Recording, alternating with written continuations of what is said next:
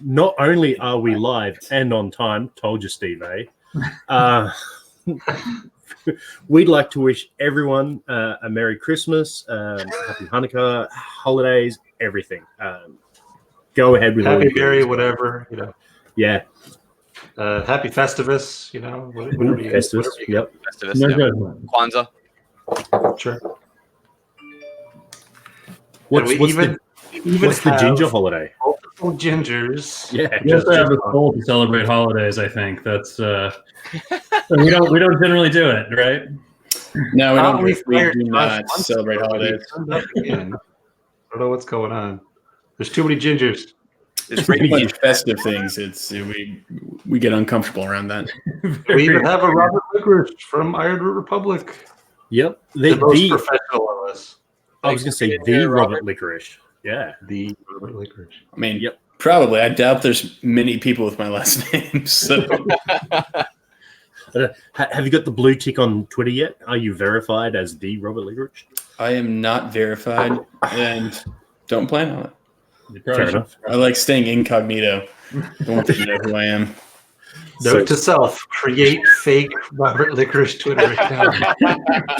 Just thinking the same thing. Talking smack to everybody. It's just Balcones reviews. Just back to back Balcones. Let's review some Balcones together, everybody. Yep.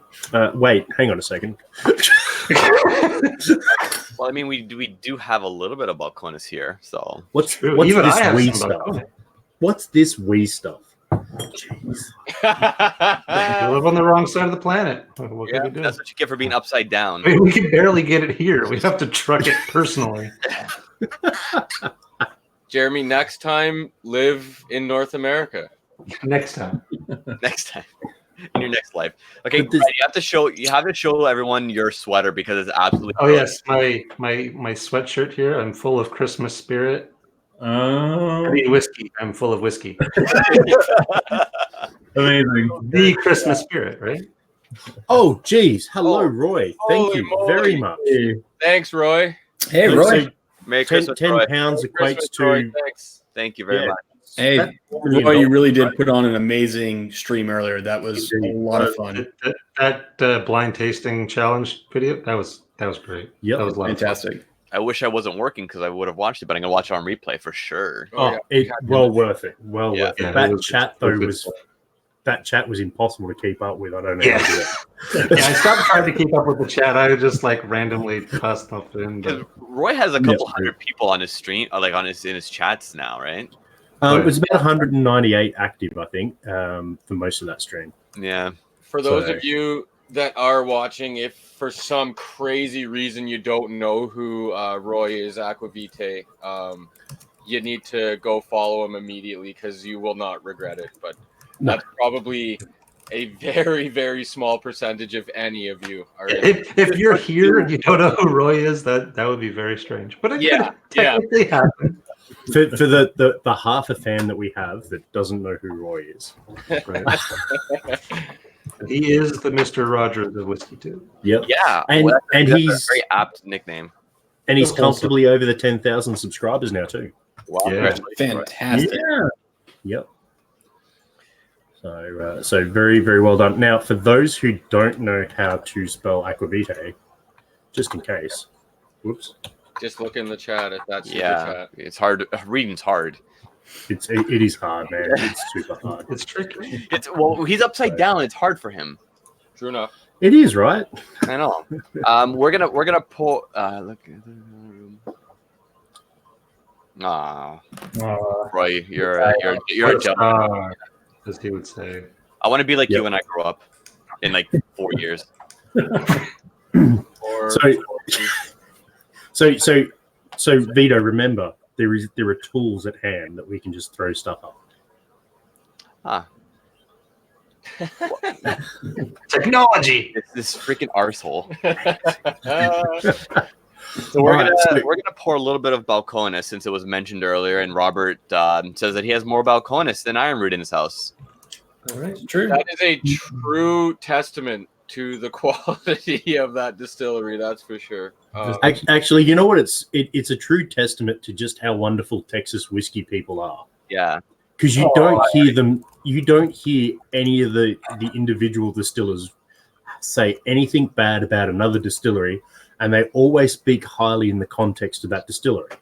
Yep, I've noticed an incredible amount of support from all of the distilleries and folks and reps and people like Josh and Gretchen doing their thing for quite a while. Have been amazing ambassadors for Texas whiskey, and for someone like myself, that we really don't get opportunities for any great Texas whiskey up here. Yeah, Robert. Yet. And when it does come, it's a treasure for me because, as many of you know, my background is bourbon for many years before I opened up my world into the other areas of whiskey. But the one bottle of Iron Root I've had, and the what was the other? Oh, you know what? I did have the Icarus. You brought it to Dave's one time. It was out of this world. Oh yeah, because Brad dropped it off, and then I brought it to Dave's. And I can say this not just because there's 2 Texas whiskey gingers in the presence right now, but genuinely, every Texas whiskey I've had has been just spectacular. And it's awesome to see that it is on such a big growth. And there's a lot of interest. It's just spreading like wildfire, and it's not just because of it being talked about. It's because it's a quality product, and the values that you guys have in keeping everything Texas and all from Texas, 100% Texas, is just an amazing, amazing thing. Something we don't get up here in Canada. Yeah, that means you're gonna have to make your way down here soon. Got to come visit. Yeah, I will be at the ball next year. I promise. I'm saying it live here. He said it. It's recorded. Hold me to it. I will be there. You heard it here. So when I get arrested for kidnapping, you were all witnesses. You wanted this. We were just upholding him to his contractual obligation. Even though it's balcones, I have to use my tiny little Iron Root. Oh, nice. Those are awesome. I'm so jealous you guys got those. That's quite fitting, I think, though. I mean, don't smell this. For us, they've been tainted. And you were talking about the close knittedness of the kind of Texas whiskey community and the distilleries, and that has a lot to do. One, we had some amazing leaders who started it out. I mean, obviously the crew at Balcones and the guys over at Garrison. Really, really wonderful people started us out and really set the tone for the community of Texas distillers. And I mean, I know when we were doing our research, they were, 2 or 3 years into the whole distilling process. So, I mean, they took us under their wing, brought us in. So it's really made a brotherhood and a lineage. And I think anybody who's looking to start a distillery in Texas that stops by our place, we tell them, no questions asked, come in for a day. We'll ask all the questions you want to ask. And we take the time because the guys that came before us gave us the time back in the day. So, I mean, I think it says leaps and bounds of why we've been able to kind of build what we're doing is because there is this kind of brotherhood amongst all the Texas distillers. Awesome. It's super important. Any industry will really thrive when there's a community like that. It's also like the way that I see it, it's everyone's helping each other up. So you're maximizing the learning experience in what is still an incredibly new and an industry in its infancy in that area. So, absolutely. Yeah. I find that even when I go out to events and things like, we have a bar here in Austin, 7 Grand, right? And there's they do Texas whiskey happy hours, and they do whiskey society events where they're like kind of classes that happen, and I see everybody's going to everybody else's events. It's like, you'll see Ty from Andalusia show up at somebody else's thing, right? Like, so there's a lot of just cross-pollination, and everybody's supportive of everybody else, and it's really awesome to see. Yeah. Do I have anything green that I can prove?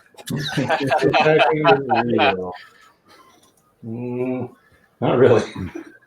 You'll just have to take my word for it, I guess. And I'm going to take your word on this because I think I found the bottle that you tainted. I doubt that very much. But what do you think? I can't. I've never had this before, so I can't testify if it's been tainted. I didn't realize that was still a mystery. Oh no, it's just on the smell. It's his finding out it's his Christmas present. So before the end of the stream, he'll know what happened. No, on the smell, it smells funky. This is a Balcones single malt, but it's a store pick. It's like cast strength at like 64%. How Well, dare there's you your even answer. imply that I There was you go. missing out? Woo. Yeah. Jumping in hard. I like it. How dare you? Well, Robert, you saw me in your barrel warehouse in October. Your dance moves from that video, Vito, were so freaking on Pretty point. sharp. It is a Very shame. sharp. We're not supposed to be Yeah. talking about that video. Yeah, I think that video is yet to be released, but we might have to change that at some point. I mean, I I think have. that's because the Movie Picture Association of America rated it way too high. for YouTube. Yep.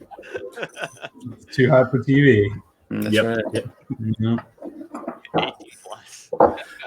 Yeah, so no, Vito, I didn't do anything to that. And No, the it- implication that I would mess with a Balcones bottle is just rude. When I smelt it, I was like, hold on, this doesn't smell like Balcones. But then on the taste, it's back to normal. But So I forgot, like, Josh was only going to be in here temporarily at the start. Yeah. Are you happy to stay, Josh, or are you going to just I kick do back? have a husky howling at me quietly behind me for a walk. So oh, Ella. Well, look, just bring Ella on stream for 2 seconds because we're all about the clickbait. I would love to see some. weird, Ella. I definitely think she should be the thumbnail for this video. Absolutely. Ella. There's an Ella. Who's a beautiful pup? Look at how happy. I swear Dan is not drunk yet. She got Gretchen shuddering. Oh, poor Ella. Disappointed. Hey, Ella. Harsh. Oh, I know. Who's beautiful? Yeah. Oh, There she is. Guest appearance. Yeah. Briber. Yeah. Hello, other beautiful. Ella. Wow. Wow. All right. All right. Well, Josh, you have a fantastic one, and you know what? You're always going to be part of the Car Strength family. Of course. Absolutely. Hey, Yeah. Merry Christmas, mate, and you have a Yeah, fantastic one. I'll We'll see hop you back in later. the chat here in a bit, but you guys have an awesome time and Merry Christmas to all of you. Merry Merry Christmas. Christmas, buddy. See you later. See you guys. Sláinte. The only downside to that now is we're covering the beautiful still picture of the back. It's true. Well, I could just leave if that makes more room for No. the It's there are methods. No. It's true. So we do have Robert here. We can absolutely abuse his brain because he is such a giving person of his time and wonderful with information. And for those who haven't done, I would strongly advise hit up Jesse's podcast. He does a fantastic interview with Robert and Jonathan because you don't get to see much of Jonathan. Robert's the good-looking spokesperson. Robert's a social media mogul. I think it's a strong term. But I'd strongly advise. I think Jesse's got some other in that series as well coming. I've definitely got a couple questions for Robert, but do you guys in the chat have any Go. questions for Oh. Robert? Yeah. As they're asking, go shoot him up quick. Yeah. Okay. Well, while I'm asking that, so my first question is definitely probably one you get asked a lot by knuckleheads up here. Is there any potential or talks or anything whatsoever regarding any distribution north of the border? We've had a couple companies reach out, and it's just honestly making things work. Again, I think there was a new trade agreement that was announced today. I think the House passed, so Yeah. we'll see how that kind of impacts everything because that's really kind of put the kibosh on a lot of things traveling north recently. So yeah, there's always fluid conversations. Again, it's one of the blessings we've had over this last year. We've had a ton of people from all over the world reach out about wanting to get distribution in different areas. And it's just figuring out what's the best fit. And again, for me, it's great because we get to choose kind of where we want to go. And, it's been a little while since I've been up north. So I'm be kind of excited to head up north here in the not too distant future. Yeah, Come on up. you would be treated very well. So here's an interesting. Okay, so obviously a lot of people get frustrated when they can't find their favorite whiskey wherever, and I don't think a lot of people understand fully the amount of work that goes into having to broker these deals, find a fit that's comfortable enough to represent your brand. Because at the end of the day, wherever your bottle is going needs to kind of, I guess, represent or not be affiliated in a bad way with your brand. So what is the very, very low down basics and why sometimes it's difficult getting stuff into other places? I mean, at the beginning, it's going to be finding the right fit distributor-wise. The way the spirits industry generally works, there's a few states that's different in where they call state control. So it's really about how the distribution set up within a given area. In the U.S., we've got some states where there's distributors at, Glacier's, Republic, some of those big guys that will handle distribution. In some states, it's government controlled. And when you start crossing borders, you start dealing with a lot of international law and a lot of especially dealing with foreign governments and what their regulations are, label-wise, bottle size.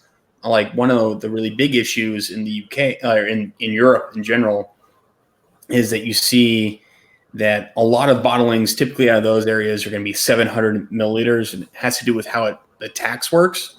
And so a lot of smaller companies like ours have trouble going to those areas where they're typically 700 ml bottles, because that's different than in the US where you have 750 ml.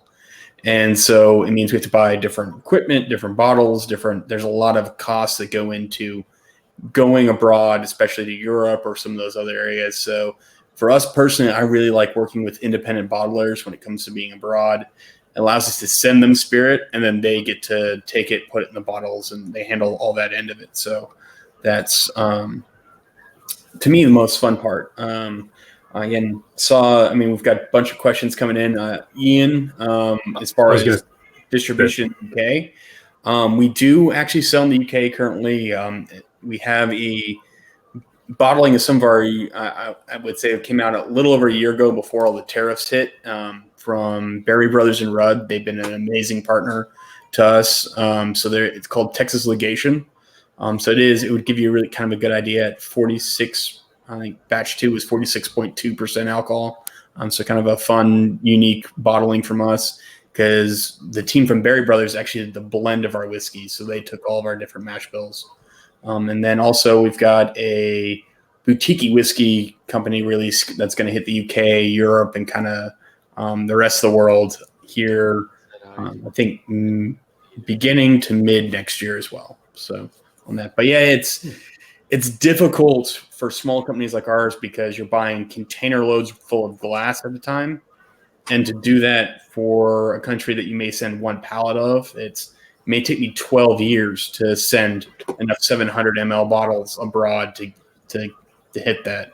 So it's doing stuff abroad can be a little bit more difficult. Plus it's, again, new labels, the approvals, learning the laws of the different countries too. Like for, what is required on a spirit label in Canada is not exactly what it is in the US, which is not exactly what it needs in Europe. So there's all sorts of different things that you have to learn and put together. And as, especially for the little, 3-4 man teams like ours from the US, it can be a little bit daunting to do some of that. So typically it takes us quite a bit longer to get to abroad, except through independent bottlers. So Benjamin Eves is asking the 2020 Icarus. Yeah, so that's being blended. We're working on the blend right now. It's a little different than last year's. This year, we actually got some quarter casks for the peat portion of the blend, and it is a little bit smokier, a little bit more intense, and I'm pushing my brother to go a little bit more smoky on the blend this year. The port cask is also a little bit more intense, so hopefully you'll see a little bit more intense. So, is there an irony if you go a little bit too smoky in the Icarus blend? I mean, he got a little bit closer before his wings melted, I guess, this year. Than last year. Robert, No, I'm excited because with that particular spirit, it's about finding the balance between the port cask and the peat cask, and so it's again, and sometimes it depends on what mood we're in of what balance really means, and that's completely subjective to anybody who's tasting it. But for us, it's really working into creating an experience where it starts out as one thing and ends as the other. And kind of creating a little bit of a roller coaster of experience with Icarus. So you just tell Jonathan Zapoli says smoky, and Mark G says yes, needs more smoke. That is enough of a say right there, right? So I do know we are talking. We did get a few extra smoky barrels this year, so I'm really working on Jonathan to release just one release that's just the peat cask. And again, it would be a small release, but the quarter cask to me are so beautiful this year. I'm really excited. So yeah. You just got to hold it a bit closer, Vito. Bit closer. Bit closer. Now drop it. I would never Don't do that. If you know how my computer's running, Jeremy. If stuff drops on this laptop, we're done. This might be a sample bottle down. So let's see. We got a couple other questions. How's the U.S. Spirit tax bill going?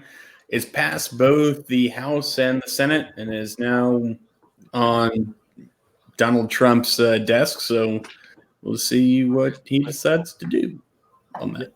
So we'll find out tomorrow. Whilst the chat is working at things, I have an interesting question related to these beautiful things here. Oh yeah. So when you look at things from Scottish distilleries and Irish distilleries, they talk about a barrel being shagged out, so the barrel's got nothing left to give. Is that something in your short time that you've come across yet, or is that something you're kind of hoping to come across, as in being able to have something in a second fill barrel or maybe a third fill barrel aged to the point where you're like, this is all that barrel could give, and this whiskey is fantastic? That's honestly that for us, exhausted barrels are a really important part of what we're trying to do. So we're actually holding on to certain barrels to get exhausted barrels. When it comes to the élevage process and the French style of maturation, they like taking their oldest, again, especially once you start getting to 20 years or so in cask, moving things to exhausted barrels that don't have any wood left to give, but can allow the esterification, the concentration of that spirit to continue in barrel.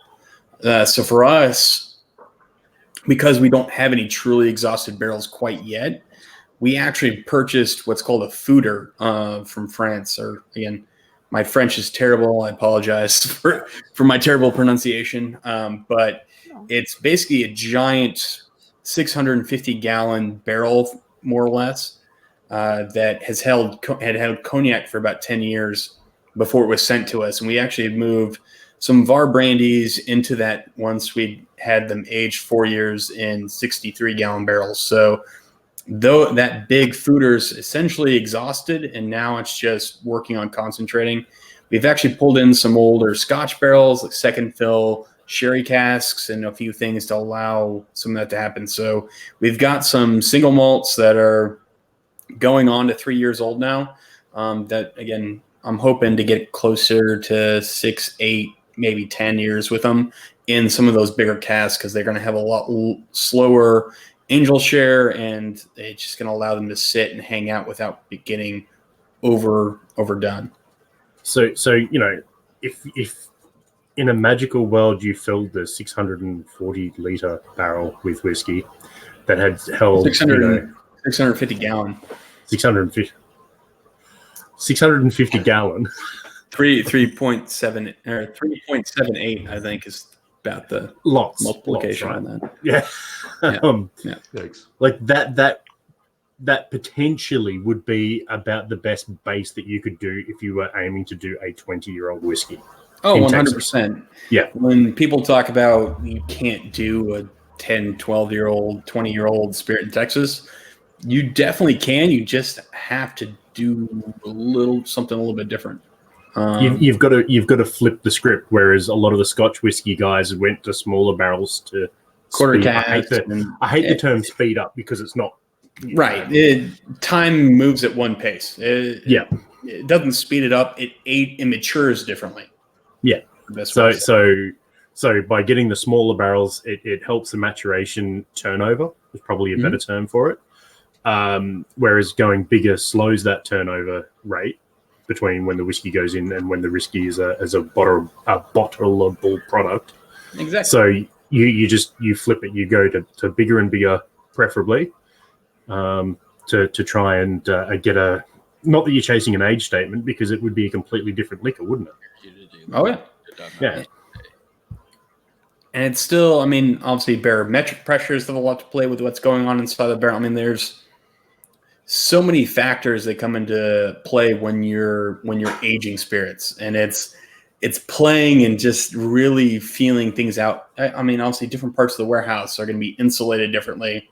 Things more towards the center there's less heat getting there because heat obviously is coming from the outside, coolness coming from the outside. So the center bottom part of your warehouse is going to be the most stable, generally the dampest part of the warehouse too. So things will age or mature differently there than they do towards the outside of the warehouse or on the top rows of the warehouse. I mean, it's there's so many variables when it comes to aging. It just becomes fun to play with just at the end of the day.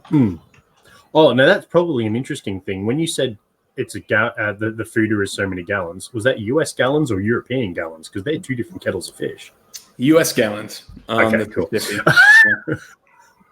Because I know that would also balloon out the figure once you start multiplying as well. It's either way, it's a big ass barrel. Yeah, it's taller than I am. And I mean, it's the size of one of our fermenters, literally. Crazy. One of the coolest things we have at the distillery. I love that. What, the fermenters or the barrel? The barrel. I mean, the fermenters are important, but the barrel is just. I mean, it's like walking into one of the Scottish distilleries and you see those old Cypress fermenters that they have. It's kind of like that, except it actually has a top on it. Because Teeling have been messing around with that, haven't they? Different woods in their fermenters. Everybody's playing with everything right now, which is, I mean, I only mentioned that as well because I am actually drinking some Teeling. So there you go. It was very. I have an important question, real quick.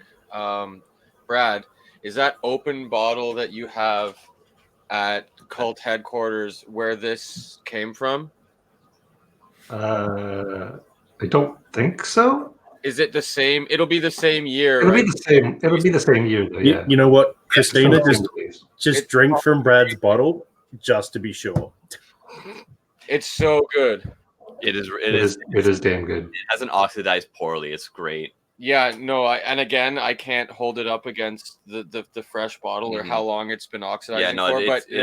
It's been half full for a better part of half a year now, and it's still great. There's a root beer note on the nose that I can't get enough of, and then there's just a beautiful, like a dusty corn, musty oak on the palate. This is unbelievable. Oh yeah. No, Icarus is probably my favorite time of year is when we're blending that, just because it's so difficult to figure out the balance on it, but it's flavors we don't get any other time of the year. Again, we only blend peated stuff once a year, and it's always so refreshing to do that versus the thing that we blend most of during the time of year. And it's such a change of pace. I absolutely love it. Yeah, this is spectacular. Yeah, Nice. the one. Icarus is delicious. I don't know. So there will be more this year than there was last year, which is the other exciting thing for everybody. So, but kind of the fun thing too is last year there were 5 barrels of it. 3 of it got blended and put into the release that we put out. The other 2 barrels have been held back and will be blended into this year's batch. And so it'll be kind of a little bit of a Solera action. So there will be some 4 and 5-year-old whiskey going into the blend this year. So it has a little bit of different characteristic from the age standpoint than last year's release. But yeah, no, that's half the fun. Awesome. Pete is life. That's I would agree with that. Hail Pete. So, what are your plans for Christmas, Robert? Christmas. Well, working, and then with the fiance on Christmas Eve, and then the family on Christmas Day. So, And that's a big thing. Congratulations as well. You're Yeah. getting married. Thank you very much. Yeah, it was. Yeah, just new this week. So, Oh, nice. new change of pace over here. Yep. Now, I couldn't find a photo of the lovely fiance, but here is another lovely woman that's very important in Robert's life. The loveliest of women. Martin is an absolute gem. She's a lot of fun. Yeah, I'm totally jealous. Oh, there you go. So, Christina's finishing the Iron Root Alliance series. Yeah, we've gotten to do 2 of those now, which has been so much fun because when they came up, they actually picked both barrels at the same time. And so one just aged, another 8 months longer than the other one, which is so to see the differences between the 2 is, to me, again, why I love doing this. It's Now, experimenting with those. luckily, Eric Waite's not here because I would have been harangued for not saying hello to people in the chat. Thanks, So- guys. so- I appreciate Fine. it. They know they're here. It's fine. So a bit of a shout out. Obviously, Steve A got one at the beginning there. So what we've got, Mark, who was on last week. It was awesome meeting Mark again. We've got Dave K. I saw Victoria C's come in. Roy was obviously in earlier. I think he's gone to bed now. Sniper Mac, he is everywhere. That man. James Dennis, that's a new name, isn't it? Sniper Mac? No, James. James has been around. Yeah, Oh, is James.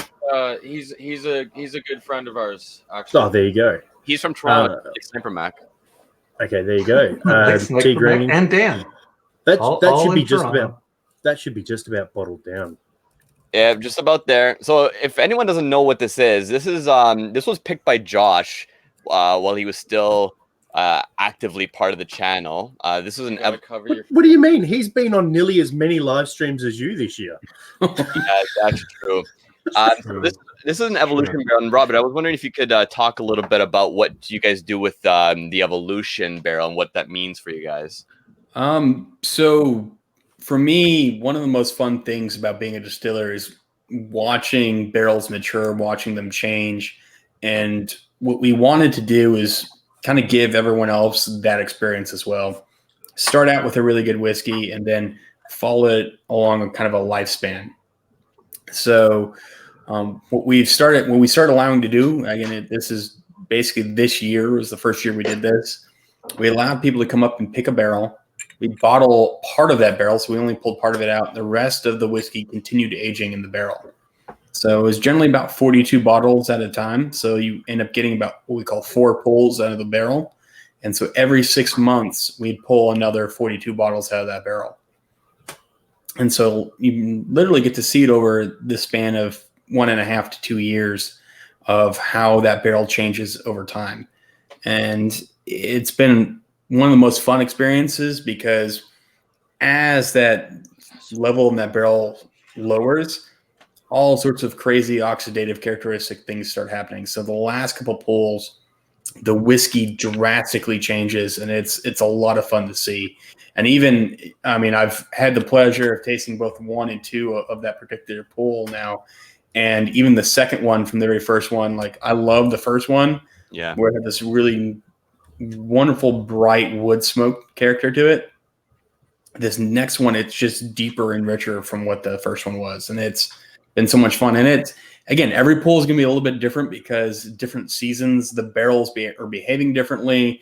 The whiskey's at a different point of when it's in and out of the oak and how much it's been going, how vigorously it's been going in and out of the oak.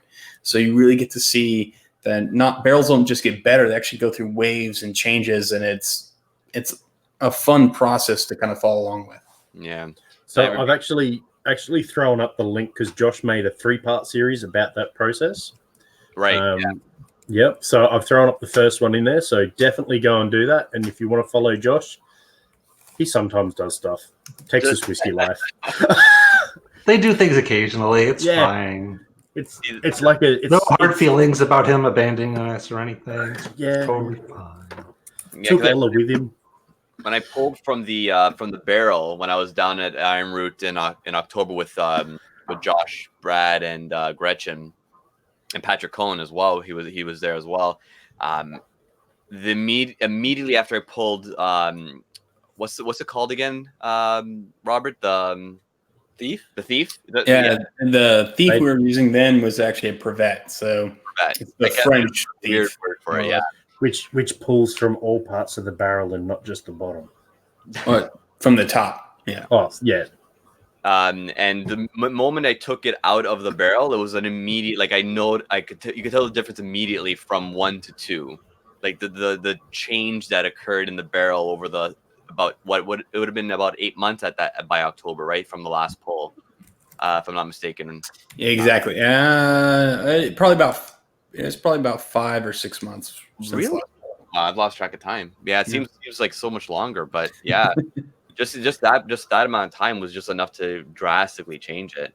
Usually, when someone says they've lost track of time, it's like an hour or two. Or no, something, me, it's months for several months. Yeah. What year is it? I don't know. So Mark, I'm going to answer because Vito won't. Yes, hopefully there will be an Iron Route tour. I think we could probably arrange that. We know a couple of people over there. Yeah, we know some really good reps. It's true. Yeah. Tis true. They do a good job. What can you say? They're really good at organizing things. Far better than I am. So. Oh, them! I was going to say I managed to organize stuff for this week and last week. You did a great job. Hey, ask questions ahead of time. I'm kind of impressed. Jeez. Yeah. Who says we're not professional? Me.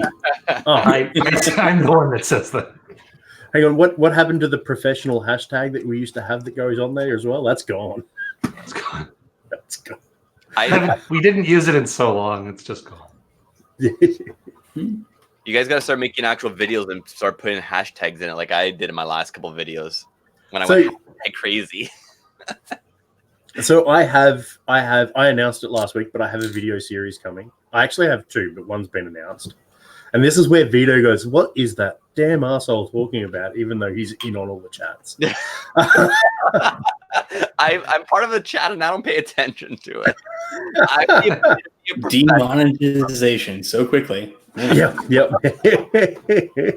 I refuse to scroll up. It's just like if it's there, it's lost now. It's if it's more than 2 chat bubbles away, he will not scroll up. You have to go like size chat bubble. If it's off screen, forget about it. If I wasn't here for it, it didn't exist. It didn't happen. It wasn't important enough for me, my involvement. So it's nothing.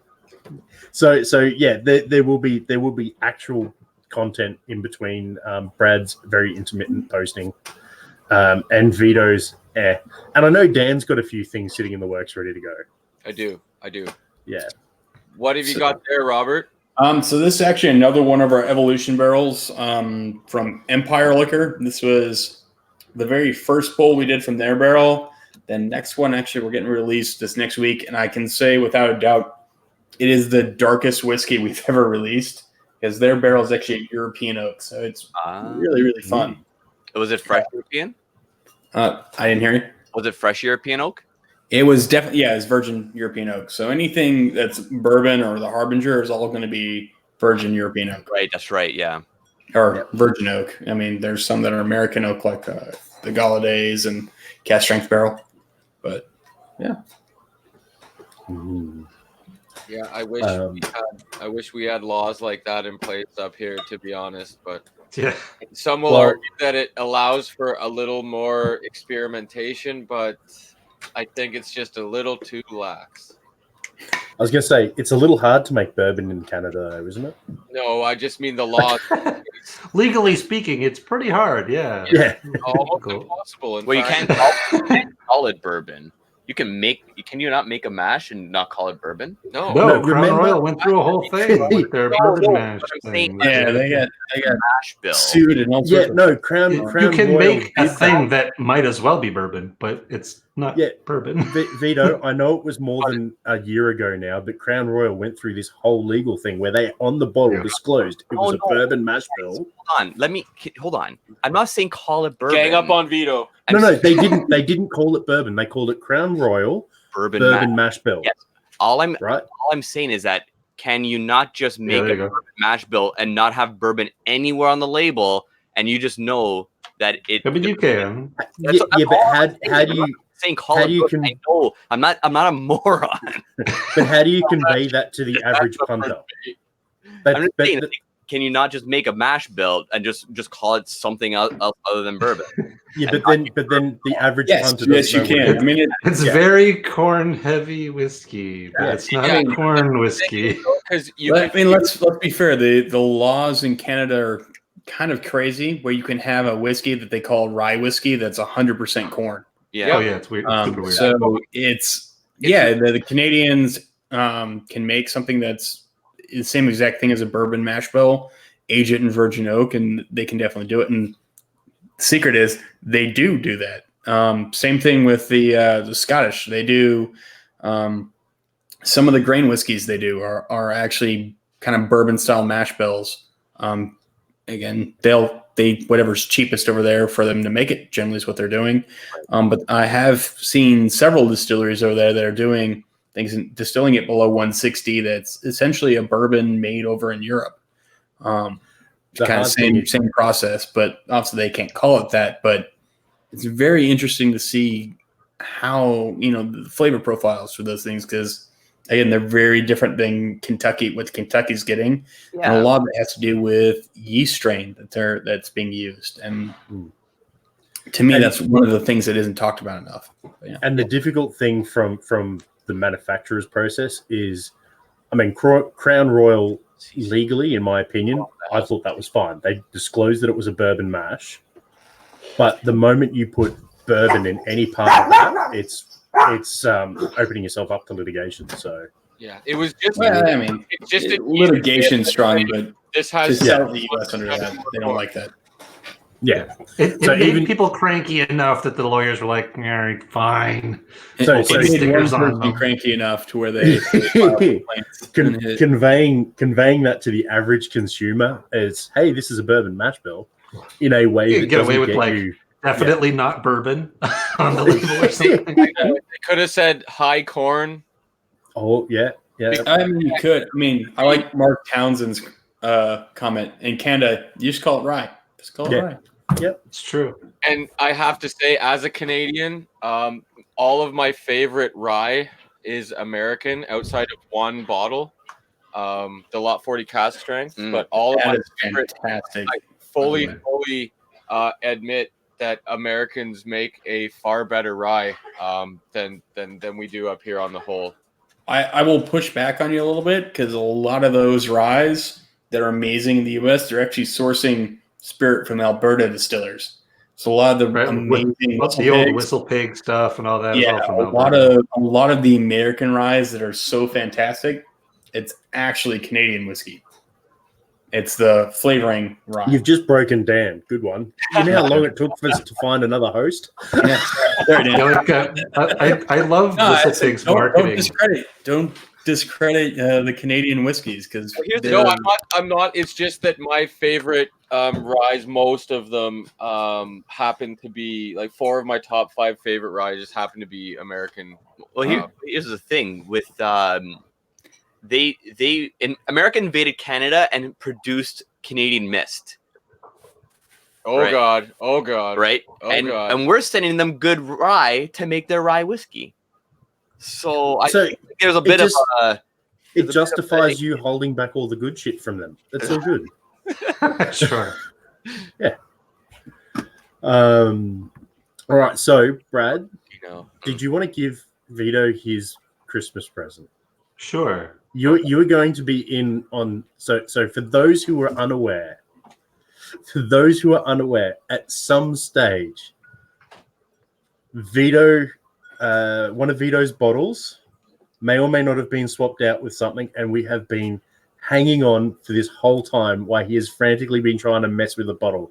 So, Brad, what bottle did you mess Every with? once in a while, he thinks he's found it, but it hasn't been accurate yet. Like 15 minutes ago. Yeah, Yo. like a few minutes ago. Every once in a while, but the real fun part, Vito, put it down. Put it down. You need to not have anything in your hand. the real fun part, Vito, is that I didn't mess with anything. It's just the thing that Jeremy said. I never said that I messed with a bottle. do you remember when you guys first said it? I was like, you guys didn't do it. And like, yeah, I did. And I was like, no, you definitely did. All I've ever said is I have not messed with that bottle every time you ask me something. You convinced yourself. And you're like, Yeah. you did it. And Brad's like, okay, if that's what you want to think. He never I said. know he never did. Nope. And that was the greatest thing. That's the thing ever. I used to do that to my buddy every time we'd go out to eat. He'd come back from like the bathroom or something, and I'd look at him and I'd kind of go for a smirk, and I'd be like, "How's your wine?" And then he'd be like, "What'd you do?" And I didn't do anything. But once they think that you may have, it's in the brain. See, like, I feel nothing at this point because I've been moving around so much over the past like 3 months that I haven't been able to actually sit down and enjoy whiskey as much as I would have liked by now. So like the last, I haven't even given it a second thought unless I pull something and it's like, this is a little weird. That insane amount of doubt. Ask the chat, like, Brad, But when you have that ounce of doubt in your brain, yeah, it's like, But okay, It's Yeah, made so you a better that's been taste. fun for the last few months. Saying, nope, I promise you, Vito, I did not mess with that bottle, whatever you're talking about. And Vito Every would time. get very, very adamant that no, you did. You fuckers, you messed with this one. I got another quick question for Robert. Yeah, go for it. I'm sure it's one that you've answered hundreds of times over. So sorry if it's one you're tired of. What's the biggest hurdle that you guys had to overcome when in the creating of the distillery? Ooh, that's tough. I mean, there's tons of hurdles. One, just starting a business, getting your name out there, trying to show people what you're doing. Whiskey, I mean, obviously takes lots and lots of time to make, and trying to share what you're doing, sharing the kind of idea, the kind of weird stuff that you're working on with people. It's tough to one, spread your message. But for us, probably the toughest thing starting out was just going through all the legal loopholes, honestly, all the legal issues to start a distillery, especially when areas in a lot of southern United States has what we call blue laws. So alcohol is only allowed in certain areas, and in fighting, kind of working your way through that of where and when you can do things was the biggest hurdle we had. Not to mention, ironically, as we had just purchased a building, we had a drunk driver drive kind of like what I would like to call Dukes of Hazzard style through the fence and hit like light poles and stuff on the distillery property, literally the day after we had signed that we wanted to buy the building. And so Wow. trying to get those things fixed and also handling the community is we were opening a distillery. We just had an issue with alcohol happen right on that property before we were even making anything.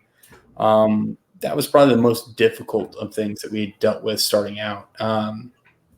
But once we started making stuff, it's really just about sharing what you're doing with people and getting people for us, we're legally in the US, we're required to label things as the most specific thing that it is.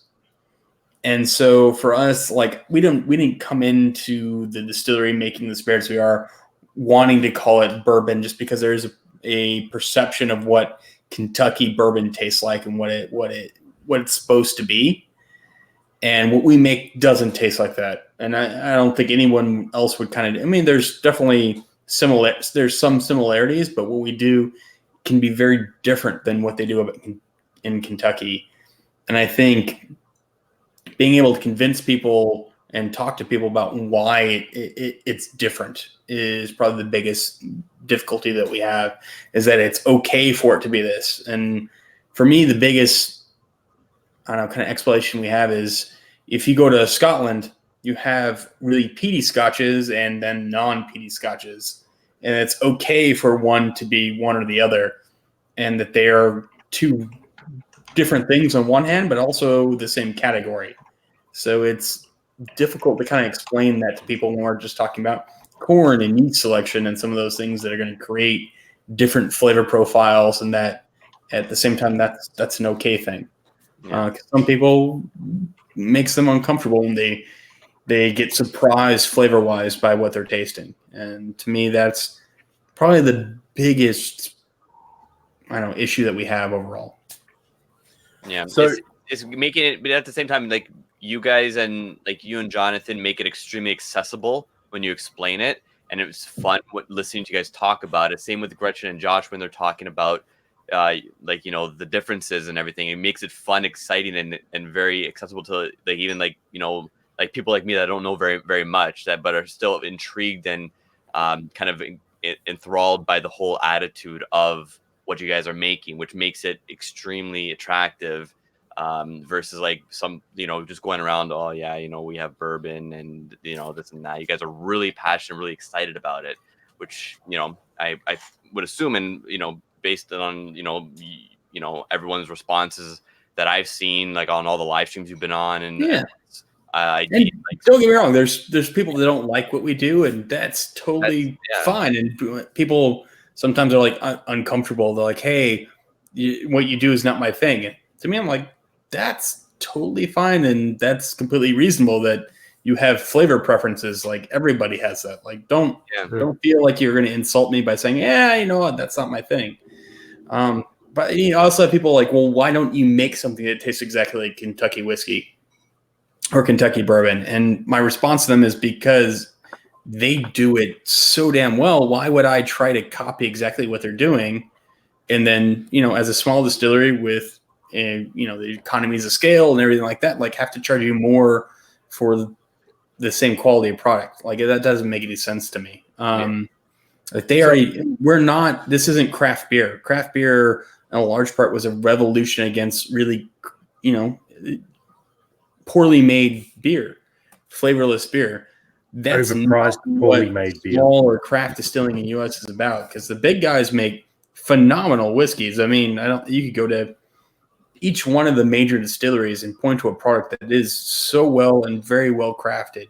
And so what we do is not a revolution against poorly made product. What the craft distilling movement is taking things and looking at kind of the breadth. I think one of the biggest complaints about bourbon tends to be that the flavor profile is fairly narrow. And for us, I think what we're trying to take on is the challenge of how do we widen that perception. A lot of people, when we talk about Scotch, talk about Armagnac, talk about Cognac, the breadth of flavors is so wide. And for us, I want to take bourbon and do the exact same thing to it. I want that flavor profile to be widened, that bourbon can be way more than just one profile, and that can be so much more than what its definition is. Not that, again, don't get me wrong, I absolutely love Kentucky bourbon. I love what they've done with it. There's some such top-made product being done there. But if we can widen the definition, I think there's way more area for us all to play in of what's available. And I think that's a very, very awesome thing. So now I can officially say for sure I've had two of your offerings, and they're definitely a departure from standard Kentucky bourbon, big time, and in a very good way. and it's been recognized. What do you got? He's pulling CDs out from because the way Robert was saying it, they took Kentucky bourbon, which is like this, and they viewed it from the side, and they've made it like He that. chose Big A Pun. big pun. Yeah. He chose Big Pun. I got Guns N' Roses in here. I got Chicago. I got all kinds of stuff, and he went for Big Pun, my guilty pleasure from 1998. So on what you were saying before, like you're not obviously trying to emulate other whiskeys, and that's abundantly clear in not just the feedback that I see, because I am unfortunately the only one who's not had any of your product yet. Yet. I own 2 bottles. That counts, right? That's true. That is true. So the what I see in the feedback, and obviously what is reflected in many of the awards that you've been winning on the world stage as well, you're definitely not emulating. You are finding your own groove and everything like that. But are you looking at trialing other processes? Like, have you messed with, say, the Lincoln County process to see what would happen in that regards? You know, if you're making, for argument's sake, a much better bourbon than your average run-of-the-mill whiskey, not taking anything away from your average bourbon, would the effect that Jack Daniel's has on many bourbon drinkers, where those tannics that are removed, make it a more pleasant drink for some portion of the market? Is that something that you've thought about, or not even? For us, we haven't played a lot with the Lincoln County process. Ironically, our main goal is to go as far away from that as possible. We try to do the least amount of filtration as we possibly can, and sometimes that results in a little bit of char dust in a bottle, or you're not getting quite the filtration that you would for the Tennessee style whiskey. So we've actually gone farther away from that. Most of where our experimentation plays with, we've played with a few different types of yeast, and generally it's different grain varietals. So when we approached, obviously, bourbon and corn whiskeys, we played with different varieties of corn, and we're even now working on breeding some of our own proprietary versions of corn, or varieties of corn. But we've also looked at on rye. We've played with a couple of different varieties of rye being grown locally and in some different parts of the country. And then even on barley, we've got some stuff distilled from some specialty, like crazier versions of barley that are only grown in certain parts of the country. And again, so we've played more around with different types of grains. So again, we've got some Irish style whiskeys coming. We've got some single malts that we're working on. All dealing with different barley varietals grown in different areas, because that's a lot of, where our focus is initially. Once we get those kind of laid down, then we play around with yeast pairings and barrel pairings with those different grain varietals. But again, when people, think that corn comes in all these different colors, but barley comes in a bunch of different colors as well. Rye comes in a bunch of different varieties, and so there's so much more just to explore there that we haven't gotten to some of those other areas, like the Lincoln County process and some of those other things. Because I must admit, I was a little bit surprised at just how little of your flavoring grain goes into the mash. Oh yeah, yeah. Like that was like, oh wow, that isn't as much as I would have thought. Well, don't get me wrong. We have some stuff where that's 30% some of those ingredients. We've got some, obviously all the way down to 5%, and we toy around with that. There are definitely barrels of all different levels when it comes to that. Congratulations. Was asking different numbers of distillation. We do have some spirits that have been triple distilled, some are double distilled. So we have played around with that a little bit. Again, someone was talking about earlier about Starka, which is actually one of our mash bills that's distilled up just under 190. So it's actually a light whiskey. We've got triple distilled Irish pot still style whiskeys, and then single malts. I mean, we've got we do toy around with some of those things to, again, more distillations. You can kind of clean some things up. With our standard distillations, we like leaving them a little bit dirtier, a little bit heavier, a little bit more oily, just for mouthfeel and some other characteristics you get from a little bit heavier distillate. So yeah, we've played around with that quite a bit. So with that then, because you have a slightly longer fermentation time than norm. Yeah, anywhere between 7 to, we've done as many as 16 days on a fermentation. So Just does toying around that, with what's occurring in. It's gonna look so. does that mean at some point in the next 3 years you guys are going to have to expand if things keep going as they are, or is that a sooner? We're constantly working on expansion, and so hopefully this next year we'll be doing some announcements of new barrel warehousing and some stuff like that. Again, we're trying to I want to get some more less climate affected warehousing, and then more intensive climate affected warehousing to show the difference between those two and kind of play around with that. Again, even playing around with having some stuff in one place at one point during the aging process, moving it to the other. And there's a lot of what we can do maturation wise to really play around with the final quality of the whiskey. Because the barrel warehouse at the moment, that's a tin building, is it, or is it a brick building? It's brick and aluminum and tons of insulation, because our warehouse right now has at least 6 inches of foam insulation throughout the entire thing. So for Texas, we actually are fairly mild as far as temperature shifts. We don't see, like, Balcones, Garrison, they can see over 100, 120, 130 degrees in a warehouse. We never see anything over 100 degrees, really. So, again, what that is Celsius? Comfortable temperatures. No, sorry about that. Last week Still was hot, bushfire. but not 32, insane. 33 degrees Celsius. It's hot. It's not comfortable, but not crazy. Bring me the heat. You keep saying that, Vito. You said that you wanted to be down here in 44-degree temperature in the shade. Just 44 melt. degree. That's I need heat. No. I need heat. Ooh, I'm wearing shorts right now, and it's like minus 20. I could use a sweater right now.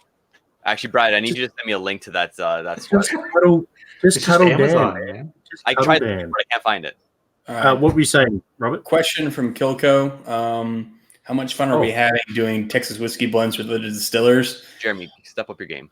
The answer to that is so much fun. We actually have 2 new blend projects we're working on for this next year. So get ready. For us, being able to play with everybody's distillate, because everyone does things a little bit differently, their own kind of style.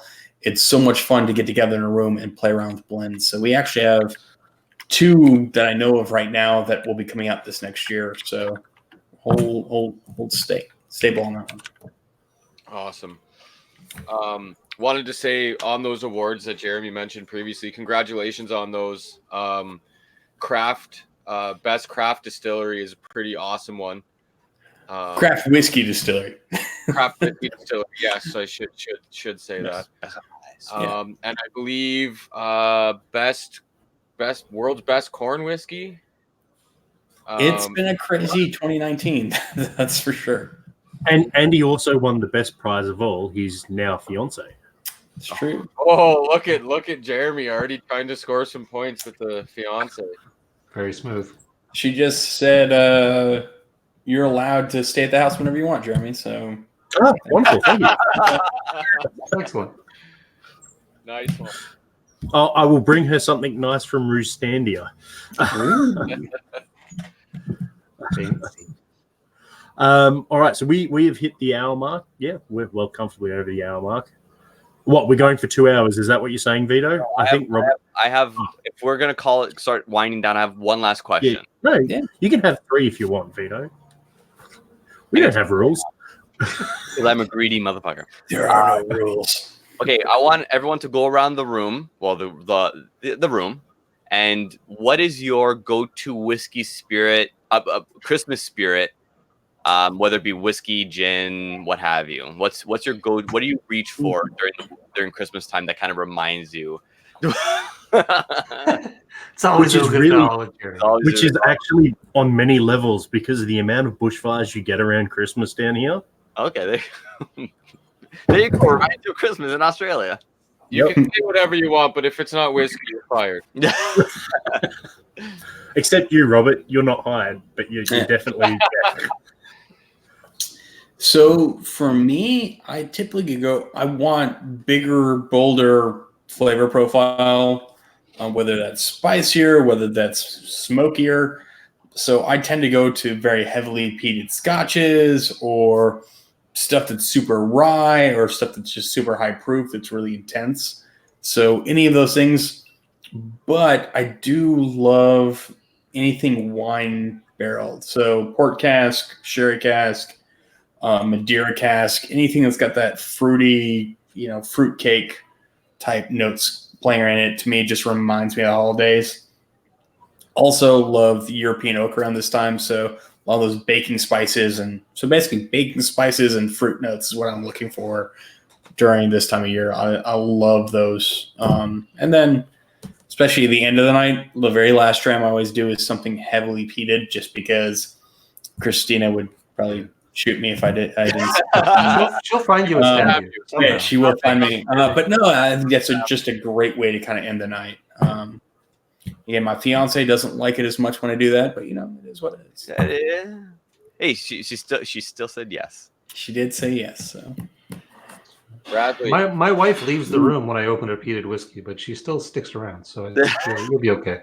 And she made you breakfast cake the other day. She did. So for me, one of my favorite things to do definitely is jump into the brandies, but Armagnac, if you have not had Armagnac yet, seriously, go find a bottle, not a 40 proofer, grab something that's higher proof. It's way easier to find than like higher proof cognacs. Mm-hmm. It is so rich, dense spirit that I absolutely love it. Go find some if you haven't had to yet. Yeah. The first time I had Armagnac was was at the table with you and Jonathan and Josh, Gretchen, and Brad and Patrick, and it was mind blowing. I couldn't believe that it was that good, because you guys had always talked it up. I was like, it can't be that good. It is that good. Like, I loved it. It was very tasty. Brad, what's your Christmas dram? For my Christmas dram, I guess. I mean, I don't really restrict my drinking by the seasons. Like, I'm an indoor person. It doesn't matter. What reminds you of the season? But, a seasonal thing, I guess the Glenfiddich Project XX. Okay. Because it reminds me, like, weirdly of fruitcake, except I like it for some reason. Jeremy? I was gonna, His was Oogie. So yeah, Oogie, but I also go ahead. port. Like a port is a very big thing here, and so Australia doesn't subscribe to the port must come from Spain thing. So we actually make a local port in bucket loads. So port has always been a bit of a thing that my father was military for 30 years. You always toasted at the end of the night with a port for whatever, and that sort of has carried through as well. So yeah, a port has always been a good end. Yep. I have one not that far away from me as well, guys. Like I could have just. Why didn't you? Why didn't you think? Well, you didn't tell me. I gave everyone else notes, Vito. Jeez, come on. Sheesh. So my Christmas dram, outside of what we're having right now, that Vito will explain, is one that I just picked up this year, and it is from North Star. I'm sure you'll be shocked. And it is the Spica 29-year-old. Which North Star, here's the bottle. They normally don't do blends. A lot of their stuff is just single cask strength bottlings. But this one has that fruitcake, sweet raisin, baking spice, everything that Robert was mentioning that's quite indicative of Christmas. And it both reminds me of Christmas, and it's one that I'll certainly be pouring a lot of over the holidays. And outside of that, last year it was probably actually the Little Book Chapter 2. It's just a really, really nice, sweet, subtle drink that goes great around the holidays. But this year it's the Speak Up. Raisins and baking spices and fruitiness that is very indicative of Christmas. Seriously, find Little Book 3 if you can. I just got a bottle the other day. Crazy good. I really, really enjoy Little Book 3. We have to usually wait like a year past they get released. It'll show up. It'll show up eventually. Two nights ago, I do a thing where my wife will come back here. I have definitely over 150 now different pours to choose from, and she will pour stuff and bring it out blind. And a couple days ago, she did a couple, and one of them was the Little Book, and it was awesome because I nailed it. And it's a great dram, and it's kind of interesting because it has the Canadian spirit in there. And the Little Book 3, I will definitely look out for and pick up. If the problem is up here when it does come up, the secondary market is run by like 8 people in our entire country, and they just buy absolutely everything at once, and it sucks. That's frustrating. Yeah, super It's pain. But we have a couple avenues to get stuff when they come out, so hopefully I'll be able to get my hands on one of those when it makes its way up here. Well, if push comes to shove and you're not able to get one, let me know, and I might be able to mule some samples to you. I will definitely take you up on that if the need arises. Thank you very much, sir. I think you have to hit him back with some good Canadian whiskey, though. Yeah, have We you can do had that. 40 We can make that arrangement. The one from 2 years ago, but I haven't had it since because, again, you Canadians keep all your good Canadian whiskey up north. You don't see it down here. We need a reason to tempt you to come up here. I truthfully I've got 1, 2, 3, 4, 5, 6 bottles on my top shelf. One of them is actually Josh and Gretchen's that I never sent down with Vito. That just sounds like a reason to send your reps up. I've got a bunch of good stuff on my shelf just for Americans. That's literally why they're still sealed. So I mean, it literally is. I would say it's one of the top 20 whiskeys I've had. I absolutely love the Lot 40 cast strength. It's fantastic.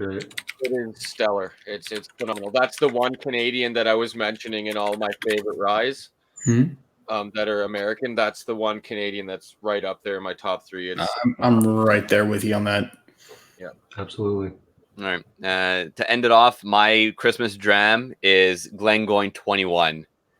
Nice. Just nutmeg and cinnamon and malty honey in a glass. You get a little bit of like almost like a lightly spiced ham as well. Raisins is just so good and rich and solid. It's amazing. Roy tempted me with this in his speech about it in one of his reviews, and it pushed me to grab it. And then when Josh bought it, I went out and bought it like maybe a week after he did, because he was like, "Yeah, man, this is as good as Roy said." And I went look at that from our distributor. Just gonna leave it at that, and it's wonderful. It's almost at its end. It's on the last little bit. Had a good run. It has had a good run. Just I got it for my birthday last year. So 10 months. This will be finished off on Christmas Day, and we'll be buying another bottle of this because it is just Christmas is one of my favorite times of the year. Not for anything other than family and food and just the whole sort of environment. And this just reminds me year round of that. So Glengoyne 21, Vito's pick, and if you can, put it in a moose mug. So Vito, my Christmas present to myself this year, the teapot from Glengoyne. Oh, nice. Well done. Damn you, Robert. Nice. So I'm booking up. I mean, hey, Robert, what's up? You could have saved when you come down and visit, little sample of that for next time I visit. Just saying. Come on down. Nice one. See, I have I see because Roy sent me over a couple of samples as well, and he included a teapot dram. So I'm curious if we have the same one. I don't have the sample on me, but I'll see if I can find it. And You have a sample of I have a teapot? sample of teapot. Yeah. Nice. So when is Iron Root doing a teapot dram? I'm constantly doing a teapot dram. I know. But we don't get it. This one is batch 5. I don't know if All right. that helps you at all. I'm gonna see when I get back home. I'll see if I can find the sample. And oh no, I think the sample's in New Jersey right now, actually. So I'll have to talk to Christina. We'll reach out and see what it is. And maybe we'll get you back on when you open it up if you have any plans on opening that up It's soon. actually isn't bad for nosing. It's not. You know what I mean? Like, Yeah, I'm really impressed. This is really You know good. why, don't you? It's got a big nose on it for nosing. Oh my god, I hate you. All right, so shall we call it a night? Yeah, we can call it a night. Thank you so much, Robert. Yeah, thank you, Robert. Absolute And pleasure. everybody, Good if you Thank haven't- you for having me, guys. if you Always a haven't- good time talking to Robert. Yeah, if you haven't had Iron Root, pick yourself up, especially all you guys in the States. It's a crime to not go grab some because those of us north of the border are dying to get our hands on some. So please don't commit sin and go out and get yourself some Iron Root. You will not be sorry. Thank you very much. Cheers, everybody. Cheers. Cheers. Everyone. And, everyone have a Merry safe. Christmas and Yep. be safe during if you decide to drive. Please don't drink and drive. Cheers. And most importantly, remember, it's not whiskey until it's shared, as Roy said. So if you can, share as much whiskey as you can these holidays. Absolutely. Cheers. Cheers, guys. Cheers.